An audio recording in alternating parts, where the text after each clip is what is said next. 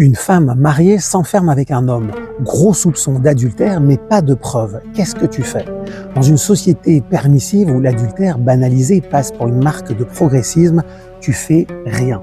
Mais dans la Yiddishkeit de Livourne, en Italie, tu vas trouver Rabbi Yosef Chaim David Azoulay, dit le Chida.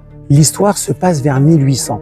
Sans doute à Livourne, une ville portuaire d'Italie, où les Juifs étaient des citoyens libres, essentiellement d'ailleurs des Juifs séfarades ayant fui l'Inquisition espagnole. Et le Chida tranche. Cette femme mariée s'est enfermée avec un autre homme, le mari doit divorcer.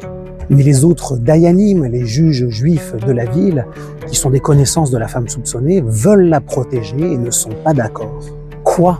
Imposer le divorce au mari alors qu'il n'y a dans cette affaire aucun témoin? Mais le Chida ne transige pas, le mari doit divorcer.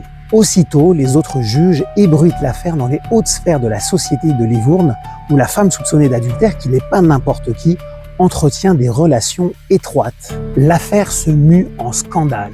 Une controverse majeure éclate dans la ville. Du quartier de Venezia Nuova jusqu'au belvédère de Terrazza Mascagni, tout le monde ne parle que de ça.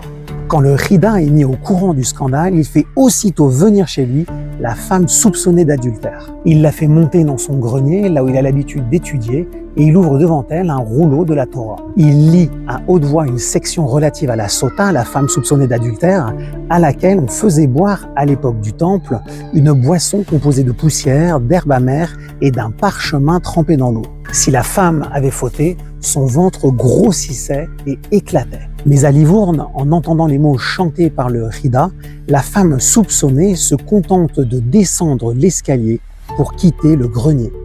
Mais soudain, elle devient verte. Ses yeux se révulsent, elle pousse un hurlement.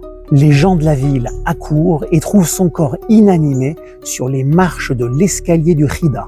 Comprenant que le Chida était un homme de Dieu, qu'il avait puni les juges qui avaient contesté son jugement, les gens de Livourne firent couvrir les marches de l'escalier du Chida avec de l'or, un escalier en or.